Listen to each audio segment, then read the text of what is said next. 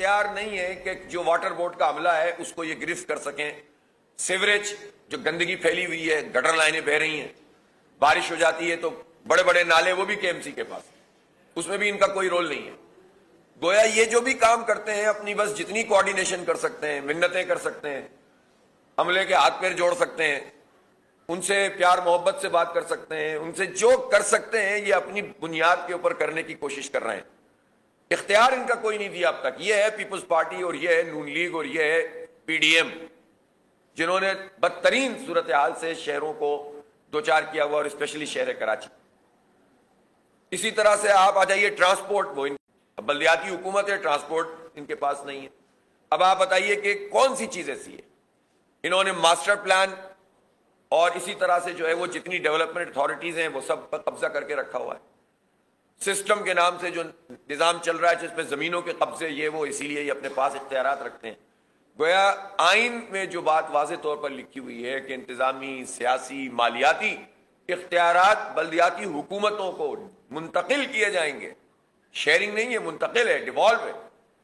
لیکن کچھ بھی نہیں کیا گیا اور پی ایف سی ایوارڈ ہی نہیں ہو سکا.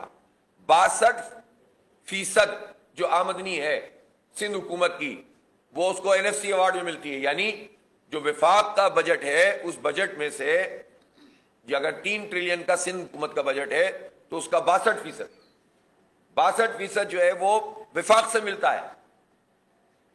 اور اس 62% کو جو نیچے منتقل کرنا چاہیے اس کا عالم یہ ہے کہ کراچی کی ڈیولپمنٹ اسکیموں کے لیے میرے خیال ہے 1 کچھ ارب روپے رکھتے ہیں بس. اب اندازہ لگائیے کہ انہوں نے یہ تقریباً 150 بلین سے زیادہ صرف جو وفاقی بجٹ سے صوبے کو ملتا ہے اور نیچے بلدیاتی حکومتوں کو منتقل نہیں کرتے اور ناک بن کر بیٹھے ہوئے کام نہیں کرنے دیتے.